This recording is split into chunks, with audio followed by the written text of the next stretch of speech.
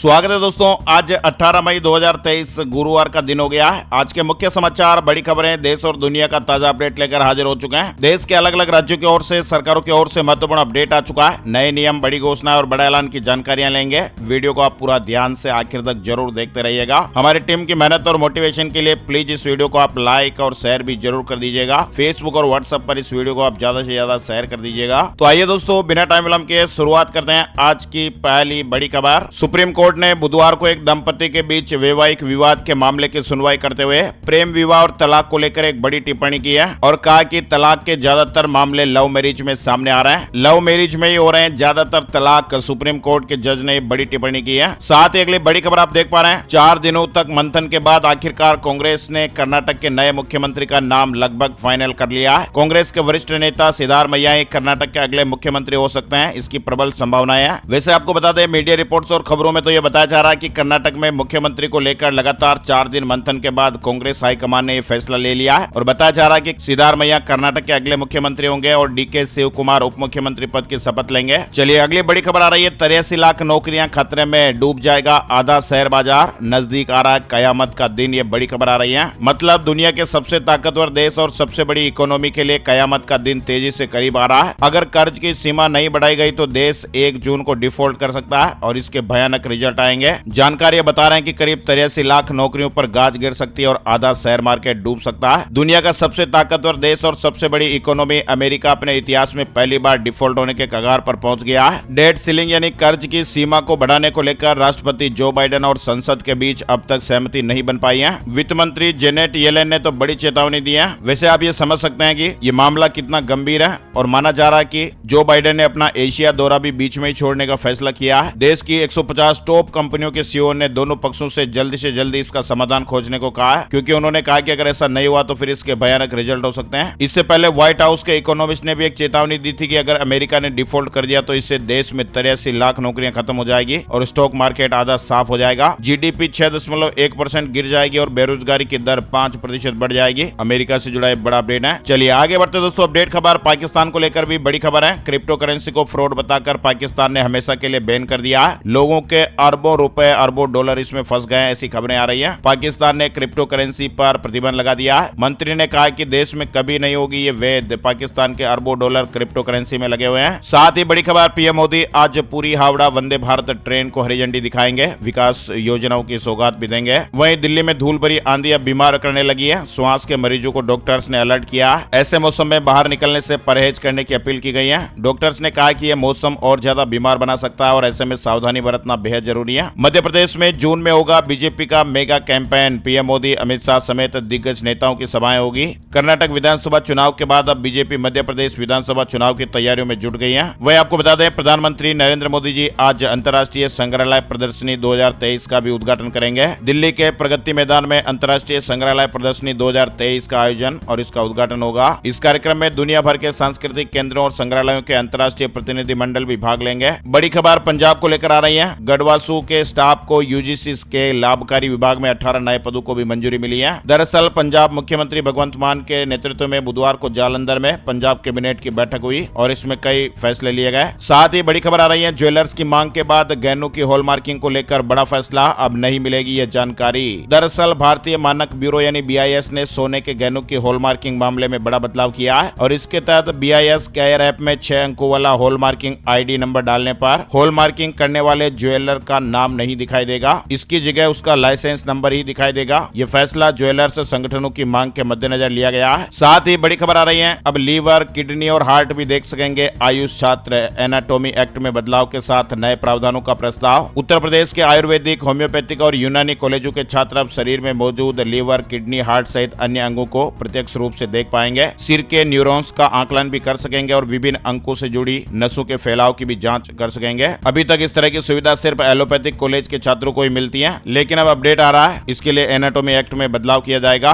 आयुष छात्र भी प्रैक्टिकल कर पाएंगे। वहीं बड़ी खबर राजस्थान को लेकर। राजस्थान बोर्ड 8वीं का रिजल्ट जारी हो गया। 94.50% विद्यार्थी पास हुए हैं। वहीं ऐसी खबरें कि राजस्थान बोर्ड 8वीं में 71,000 से ज्यादा स्टूडेंट फेल हो गए और अब इन्हें सप्लीमेंट्री के रूप में गिना जाएगा। बोर्ड की ओर से जारी डिटेल के मुताबिक इस बार 69,345 विद्यार्थी ऐसे हैं जिन्हें सप्लीमेंट्री एग्जाम के दायरे में रखा गया। साथ ही बड़ी खबर आ रही है। हिमाचल में बंपर भर्तियां जहां शिक्षकों के 5,291 पद भरे जाएंगे। कैबिनेट ने बड़ा फैसला लिया है। चिकित्सा अधिकारियों के 28 पद भरने का भी निर्णय हुआ है। डे बोर्डिंग स्कूल खोलने का भी निर्णय हुआ है। वहीं राजीव गांधी स्वरोजगार योजना को हरी झंडी दिखाई गई। गुड न्यूज आ रही है, काशी विश्वनाथ कॉरिडोर में गेस्ट हाउस का संचालन शुरू हो गया है। किराया और बुकिंग का तरीका भी आप जान सकते हैं। एसी डोरमेट्री या सुपर डिलक्स रूम की बुकिंग ऑनलाइन और ऑफलाइन माध्यम से होगी। यूपी के वाराणसी स्थित श्री काशी विश्वनाथ धाम में श्रद्धालुओं की सुविधाओं का विस्तार हो रहा है। बड़ी खबर है, हायर एजुकेशन पोर्टल लॉन्च हो गया। उत्साह नाम से जानी जाएगी यूजीसी की वेबसाइट। आसानी से आपको डिजिटल लर्निंग की जानकारियां मिलेगी। यानी यूजीसी की वेबसाइट अब उत्साह पोर्टल के नाम से जानी जाएगी। इसमें कई नई सुविधाएं जोड़ी जा रही हैं। एलपीजी गैस सिलेंडर से 1.5 करोड़ लोगों को जल्दी छुटकारा मिलेगा। इंडियन ऑयल कॉर्पोरेशन घरेलू सीएनजी और पीएनजी कनेक्शन देने जा रही है। ये खबर हालांकि हमने आपको पहले भी बताई थी, एक बार फिर अपडेट आ रहा है। इंडियन ऑयल ने लोगों के घरों में सीएनजी और पीएनजी कनेक्शन देना शुरू कर दिया है और जल्द ये देश भर में मिलने लगेंगे। एलपीजी के मुकाबले ये काफी सुरक्षित है। साथ ही अब रिजर्व टिकट पर नाम बदलना भी आसान हो गया। रेलवे ने बड़ी छूट दी है। कोई यात्री ट्रेन प्रस्थान से 24 घंटे पहले अपने नाम पर किए गए रिजर्वेशन को परिवार के किसी अन्य सदस्य यानी पिता, माता, भाई, बहन आदि को ट्रांसफर करने के लिए अनुरोध करता तो उसका अनुरोध स्वीकार होगा। यानी अब पहले से रिजर्व किए गए ट्रेन टिकट पर आसानी से आप नाम बदल पाएंगे। वहीं केदारनाथ, बद्रीनाथ धाम, गंगोत्री, चार धाम यात्रा रूट पर खराब मौसम से दर्शन पर टेंशन। उत्तराखंड मौसम पूर्वानुमान में आईएमडी ने अलर्ट जारी किया है। जरूरी खबर है, मौसम पूर्वानुमान अपडेट के बाद तीर्थ यात्रियों को सलाह दी गई है कि चार धाम पर जाते वक्त यात्रा रूट पर यात्री सतर्क रहें। मौसम विभाग ने 18 मई के लिए बारिश और 40 से अधिक किलोमीटर प्रति घंटा की रफ्तार से तेज हवाएं चलने का अंदेशा भी जारी किया है। 18 मई से प्रदेश भर में फिर से बारिश और आंधी चलने को लेकर अलर्ट है। चलिए आगे बढ़ते दोस्तों, बड़ी खबर, देहरादून में जमीनों का खरीद फरोख्त अब बिल्कुल भी आसान नहीं होगा। उत्तराखंड सरकार ने बड़ा अपडेट दिया। जमीन मालिकों द्वारा नियमों की अनदेखी की गई तो परेशानी हो सकती है। देहरादून में ग्रामीण सीलिंग से जमीन को बचाने के लिए पहले भूमि मालिकों ने चाय बागान के नाम पर छूट ले ली। अब नियमों को ताक में रखकर उस जमीन का सौदा किया जा रहा है। शिकायत के बाद जिला प्रशासन ने देहरादून में चाय बागान की ऐसी जमीनों के क्रय विक्रय पर रोक लगा दी है। सावधान रहने की खबर है, गुरुग्राम शहर के इन 7 इलाकों में अवैध निर्माण पर बुलडोजर चला।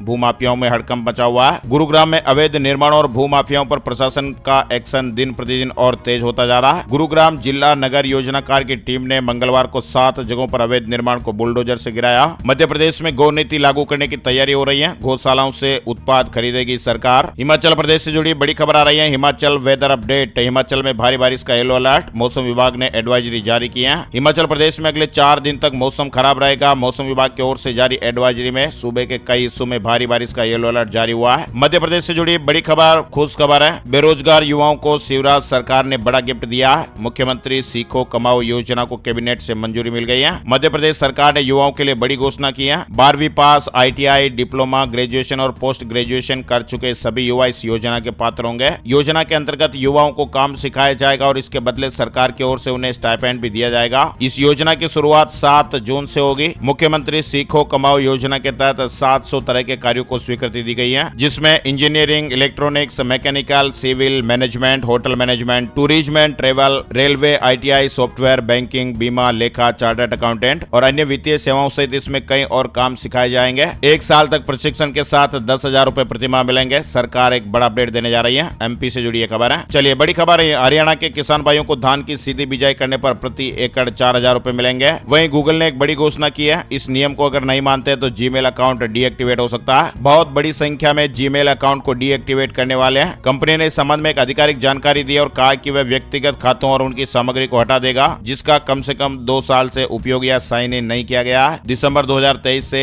ऐसे अकाउंट को बंद करने की प्रक्रिया शुरू हो जाएगी। वहीं समीर वानखेड़े की गिरफ्तारी पर दिल्ली हाईकोर्ट ने 22 मई तक रोक लगा दी है। अडानी समूह के खिलाफ हिंडनबर्ग रिपोर्ट की जांच के लिए सुप्रीम कोर्ट ने सेबी को 3 महीने का समय दिया है। मणिपुर से जुड़ी बड़ी खबर है। मणिपुर में इंटरनेट बैन 20 मई तक बढ़ा दिया गया है। मणिपुर सरकार ने मंगलवार को पूरे राज्य में इंटरनेट सेवाओं पर रोक की अवधि 20 मई तक बढ़ाई है। वहीं सरकार ने एक बड़ा फैसला लिया। आईटी हार्डवेयर के लिए 17,000 करोड़ की पीएलआई स्कीम को मंजूरी मिली है। 75,000 लोगों को इसमें रोजगार मिलेगा। मोदी सरकार ने मार्च 2020 में पीएलआई स्कीम की शुरुआत की थी। 14 सेक्टरों के लिए पीएलआई स्कीम का ऐलान हो चुका है। आईटी हार्डवेयर के लिए भी पीएलआई योजना को मंजूरी दे दी गई है। सरकार का यह बड़ा फैसला है। ये पीएलआई स्कीम क्या है आपको बता दें। इसका उद्देश्य घरेलू कंपनियों में निर्मित प्रोडक्ट की बिक्री में बढ़ोतरी कर कंपनियों को प्रोत्साहन देना होता है। वहीं राजस्थान में मंदिरों के अंशकालीन पुजारियों पर गहलोत सरकार का बड़ा फैसला आया। इनका मानदेय बढ़ाया गया है। ममता सरकार ने बड़ा फैसला लिया। पूर्व कप्तान सौरव गांगुली को जेड कैटेगरी की सुरक्षा दी गई है। वहीं 1 जून से अब हफ्ते में 6 दिन राष्ट्रपति भवन भवन की कर सकेंगे सैर। राष्ट्रपति द्रौपदी मुर्मू जी ने बड़ी पहल की है, यानी 1 जून से लोग सप्ताह में 6 दिन राष्ट्रपति भवन देखने जा सकेंगे। अधिकारियों ने इस तरह की जानकारी दी है। राजपत्रित अवकाश को छोड़कर 1 जून से लोग